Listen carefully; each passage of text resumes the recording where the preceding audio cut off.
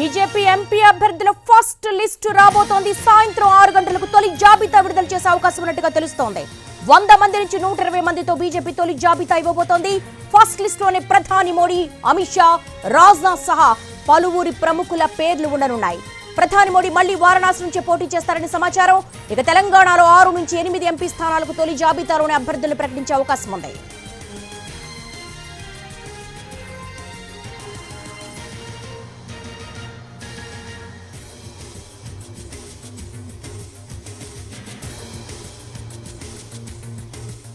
BJP MP అభ్యర్థుల first list రాబోతోంది. సాయంత్రం 6 గంటలకు తొలి జాబితా విడుదల చేసే అవకాశం ఉన్నట్టుగా తెలుస్తోంది.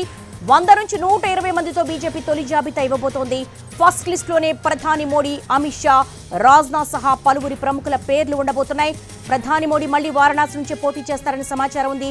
దీనికి సంబంధించి ఢిల్లీ నుంచి రాజును అడిగి మరిన్ని వివరాలు తెలుసుకుందాం. రాజు, బీజేపీ ఫస్ట్ లిస్ట్ ఎగ్జాక్ట్ ఎన్ని గంటలకు రిలీజ్ చేయబోతోంది? 50% క్యాండిడేట్స్ అనౌన్స్ చేసే అవకాశం ఉన్నట్టుగా స్పెక్యులేషన్స్ నడుస్తున్నాయి. మీ దగ్గర ఉన్న లేటెస్ట్ డెవలప్మెంట్ ఏంటి?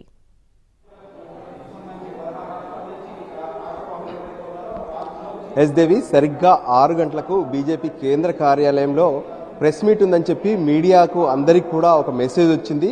సో దాన్ని ప్రకారం తెలుస్తుంది ఏంటంటే 6 గంటలకు బీజేపీ రానున్నటువంటి పార్లమెంట్ ఎన్నికల కోసం తొలి జాబితాను విడుదల చేయబోతుంది అనేది మనకు స్పష్టంగా అర్థమవుతుంది. సో ఓవరాల్గా కూడా ఇప్పటికే రాష్ట్రాలకు సంబంధించినటువంటి మీడియాతో పాటు జాతీయ మీడియా కూడా పెద్ద ఎత్తున ఇప్పుడు బీజేపీ కేంద్ర కార్యాలయానికి చేరుకుంది. మనం చూసాం గత 10 రోజులుగా కూడా బీజేపీ లిస్టుకు సంబంధించి పెద్ద ఎత్తున కసరత్తు జరిగింది. సో 2 రోజుల క్రితం కేంద్ర ఎన్నికల కమిటీ సమావేశంలో దాదాపు 100 నుంచి 150 వరకు అభ్యర్థులను ఫైనల్ చేసినట్టుగా తెలుస్తుంది. సో దానికి సంబంధించినటువంటి లిస్టునే మరికొద్ది సేపట్లో అనౌన్స్ చేసే అవకాశాలు స్పష్టంగా కనిపిస్తున్నాయి. సో దీంట్లో అంటే మనం ప్రతి జాబితాను కూడా చూస్తాం, ఈమెయిల్ ద్వారా కానీ వాట్సాప్ ద్వారా కానీ డాక్యుమెంట్ రూపంలో మాత్రమే బీజేపీ విడుదల చేస్తుంది. కానీ ఈరోజు విడుదల చేస్తున్నటువంటి లిస్టులో ప్రధానమంత్రి నరేంద్ర మోడీతో పాటు కేంద్ర మంత్రులు అమిత్ షా, రాజ్నాథ్ సింగ్ల పేర్లు కూడా ఉండబోతున్నాయి. అందుకోసమే ఈ మీడియా ప్రెస్ మీట్ పెట్టి దాంట్లో అనౌన్స్ చేసే అవకాశాలు ఉన్నాయనేది మనకు స్పష్టంగా అర్థమవుతుంది. సో దానికి సంబంధించి ఏదైతే దేశవ్యాప్తంగా ఉన్నటువంటి అన్ని రాష్ట్రాల నుంచి, అంటే ఏదైతే పొత్తులకు సంబంధించినటువంటి క్లారిటీ రానటువంటి ఆంధ్రప్రదేశ్, తమిళనాడు, పంజాబ్ ఈ 3 రాష్ట్రాలు మినహా ఉత్తరప్రదేశ్, గుజరాత్, తెలంగాణ, మహారాష్ట్ర, మధ్యప్రదేశ్ ఇలా అన్ని రాష్ట్రాల నుంచి కూడా అభ్యర్థులను ప్రకటించే అవకాశం ఉంది. అయితే ఈ తొలి ప్రకటనలోనే చాలామందికి అంటే గతంలో ఎవరైతే ఎంపీలుగా ఉన్నారో వాళ్లకు చెక్ పెట్టే అవకాశం కూడా స్పష్టంగా కనిపిస్తుంది. కొత్త వాళ్ళకి అంటే ప్రత్యేకంగా ఓబీసీలకు అవకాశాలు, మహిళలకు అవకాశాలు ఇవ్వబోతున్నారు. అంతేకాదు రాజ్యసభలో ప్రస్తుతం ఎవరైతే ఉన్నారో వాళ్లకు కూడా ఈసారి లోక్సభ నుంచి పోటీ చేయించే అవకాశం కూడా స్పష్టంగా కనిపిస్తుంది. ఇక మరోపక్క చెప్పాలంటే బీజేపీ అంటే ఇప్పటికే 10 ఏళ్ల పాలనను పూర్తి చేసుకుంది. సో 3వ సారి అధికారంలోకి వచ్చే ముందు పార్టీ కోసం ఇప్పటి వరకు ఎవరెవరైతే పనిచేశారో సో వాళ్ళను మళ్ళీ ప్రభుత్వంలోకి తీసుకురావాలి. ప్రభుత్వంలో గత 10 ఏళ్లుగా ఎవరైతే ఉన్నారో వాళ్ళను పార్టీ కోసం మార్చాలనే ఒక ప్రతిపాదనను కూడా ఆ పార్టీ నిర్ణయం తీసుకున్నట్టుగా తెలుస్తుంది.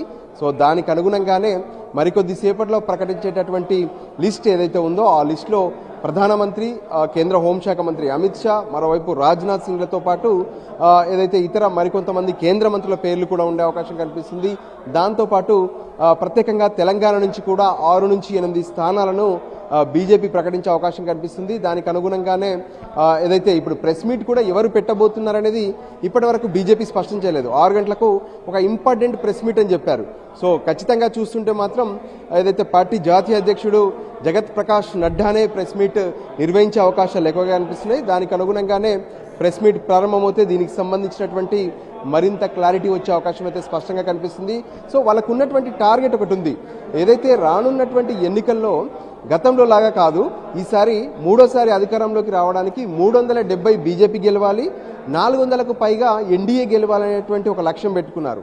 సో దానికి అనుగుణంగానే ఇప్పుడు లిస్టు ప్రకటించడం వల్ల ఈ ఎఫెక్ట్ ఇండియా కూటమి పైన కూడా పడుతుంది, వాళ్ళపై ప్రెజర్ పెంచడానికి కూడా ఉపయోగపడుతుందనే ఆలోచనతో బీజేపీ కనిపిస్తుంది. దానికి అనుగుణంగానే సుదీర్ఘ కసరత్తు తర్వాత లిస్టును అయితే బీజేపీ తన తొలి జాబితాను ప్రకటించే అవకాశం స్పష్టంగా కనిపిస్తుంది. దేవి, రాజు, మీరన్నట్టుగానే ఇండియా కూటమి మీద ఒత్తిడి పెంచే వ్యూహంలో భాగంగానే దాదాపు ఒకేసారి 50% పైగా ఎంపీల లిస్ట్ని రెడీ చేసింది. దానికి సంబంధించి ఎక్సైజ్ కూడా చేసింది.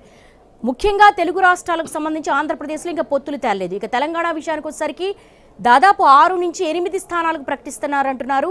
ఎవరెవరు ఉండే అవకాశం ఉంది అసలు?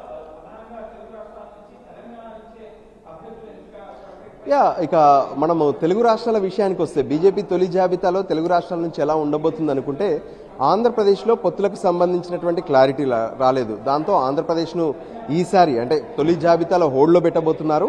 ఇక తెలంగాణ నుంచి మాత్రం ఖచ్చితంగా 6 నుంచి 8 మందిని ప్రకటించే అవకాశం కనిపిస్తుంది. ఎందుకంటే 2 రోజుల క్రితం ఇదే బీజేపీ కేంద్ర కార్యాలయంలో జరిగినటువంటి బీజేపీ కేంద్ర ఎన్నికల కమిటీ సమావేశంలో ప్రత్యేకంగా ఒక సుదీర్ఘ కసరత్తు ప్రధానమంత్రి స్వయంగా ఏదైతే రాష్ట్ర ఎన్నికల కమిటీతో మాట్లాడారు. ఆ రోజు Kishan Reddy and co BJP కార్యాలయానికి వచ్చారు. కేంద్ర ఎన్నికల కమిటీ సమావేశానికి కూడా హాజరయ్యారు.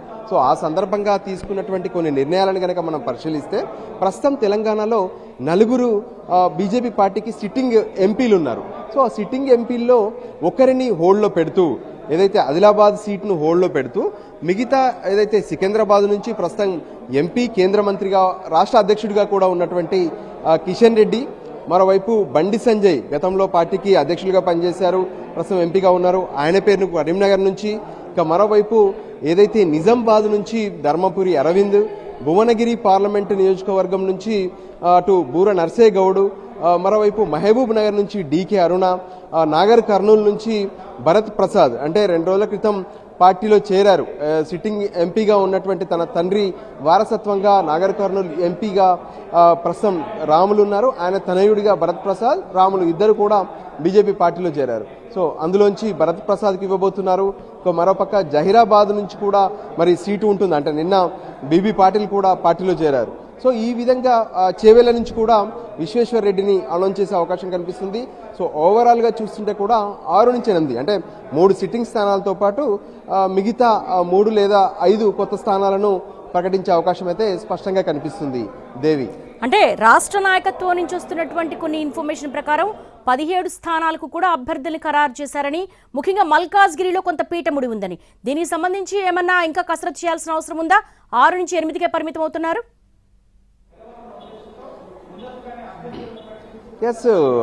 దేవి, మనం చూడొచ్చు అంటే రాష్ట్రాల్లో ఖచ్చితంగా బీజేపీ ఎక్కువ స్థానాలు గెలవాలనే ఒక ప్రణాళికతోనే ఈసారి పక్కా వ్యూహంతోనే బీజేపీ అడుగులు వేసింది. ఎందుకంటే అధికారంలోకి బీజేపీ రావడం అనేది కామన్, కానీ మెజార్టీ స్థానాలు గెలవాలి. అది కూడా 370 బీజేపీ స్థానాలు అయితే 400కు పైగా ఎన్డీఏ స్థానాలు గెలవాలనేది బీజేపీ ప్రణాళిక. దాని గురించి చూస్తే కనుక కొంత నార్త్లో బీజేపీ విన్నింగ్ అనేది చాలా ఈజీగా ఉంది. అంటే అటు అయోధ్య రామమందిర నిర్మాణం కావచ్చు, ఆ తర్వాత తీసుకున్నటువంటి కొన్ని నిర్ణయాలు కావచ్చు, అభివృద్ధి పనులు కావచ్చు, ఇవన్నీ కూడా నార్త్లో చాలా ఈజీగా ఉంది. సౌత్ విషయానికి వస్తే సౌత్లో కొంత బీజేపీకి గతంలో గెలవని సీట్లు కావచ్చు, బలంగా లేనటువంటి స్థానాలు ఎక్కువగా ఉన్నాయి. దానికి అనుగుణంగానే బీజేపీ ఆచితూచి అడుగులు వేస్తుంది. తెలంగాణలో కూడా ఉన్నటువంటి 17 స్థానాల్లో బీజేపీనే పోటీ చేయబోతుంది. అంటే ఇతర ఏ పార్టీతో కూడా తెలంగాణలో పొత్తులు లేవనేది స్పష్టంగా ఉంది. కానీ అయినప్పటికీ కూడా ఇప్పటికిప్పుడే అన్ని స్థానాలను ప్రకటించరు. ఎందుకంటే ఇప్పటికీ సిట్టింగ్ ఎంపీలు 4 ఉన్నారు. దానికి అదనంగా మరో 3 లేదా 4ని ప్రకటిస్తారు. కానీ మిగతా వాళ్ళని ఎందుకు ఆపుతున్నారంటే నల్గొండ కావచ్చు, లేదంటే ఖమ్మం కావచ్చు, లేదంటే మరికొన్ని చోట్ల బీజేపీకి ఇప్పటి వరకు ప్రభావం పరిచే విధంగా కూడా పెద్దగా నాయకులు లేరు. దానికి సంబంధించినటువంటి పూర్తి స్థాయి కసరత్తు జరుగుతుంది. ఆ కసరత్తు అంతా కూడా పూర్తయిన తర్వాతనే 2 లేదా 3 జాబితాల్లో మిగతా అభ్యర్థులను ప్రకటించే అవకాశం కనిపిస్తుంది. తొలి జాబితాలో మాత్రం 6 నుంచి 8 సీట్లు ప్రకటించే అవకాశం స్పష్టంగా కనిపిస్తుంది. దేవి, ఎస్ రాజు, మళ్ళీ మిమ్మల్ని కాంటాక్ట్ చేస్తాం. Thanks for the live updates. First లిస్ట్లోనే మొత్తం దాదాపు 50% ఎంపీ అభ్యర్థుల్ని రిలీజ్ చేసే అవకాశం ఉంది. బీజేపీ ఎంపీ అభ్యర్థుల ఫస్ట్ లిస్టు ఎగ్జాక్ట్ 6 గంటలకు తొలి జాబితా విడుదల చేసే అవకాశం ఉన్నట్టుగా తెలుస్తోంది. 100 నుంచి 120 మందితో బీజేపీ తొలి జాబితా ఇవ్వబోతోంది. ఫస్ట్ లిస్టులోనే ప్రధాని మోడీ, అమిత్ షా, రాజ్నాథ్ సహా పలువురి ప్రముఖుల పేర్లు ఉండబోతున్నట్టుగా తెలుస్తోంది. అలాగే తెలంగాణ నుంచి కూడా 6 నుంచి 8 ఎంపీ స్థానాలకు అభ్యర్థుల్ని ప్రకటించే అవకాశం ఉంది. బూరా నర్సయ్య గౌడ్ భువనగిరి, భరత్ ప్రసాద్ నాగర్ కర్నూల్, అలాగే నిజామాబాద్, అలాగే సికింద్రాబాద్ విషయానికి వచ్చేసరికి కిషన్ రెడ్డి, అలాగే ధర్మపురి అరవింద్, బండి సంజయ్ కరీంనగర్ లిస్టు దాదాపు ఖరారైపోయింది. అయితే కొన్ని స్థానాలకు సంబంధించి తెలంగాణలో ఇంకా కసరత్తు చేయవలసిన అవసరం ఉంది కాబట్టి 6 నుంచి 8 స్థానాలకు ఈరోజు అభ్యర్థులను ప్రకటించే అవకాశం ఉన్నట్టుగా తెలుస్తోంది. ఇండియా కూటమి మీద ఒత్తిడి పెంచడమే లక్ష్యంగా ఫస్ట్ లిస్టు రిలీజ్ చేయబోతోంది బీజేపీ.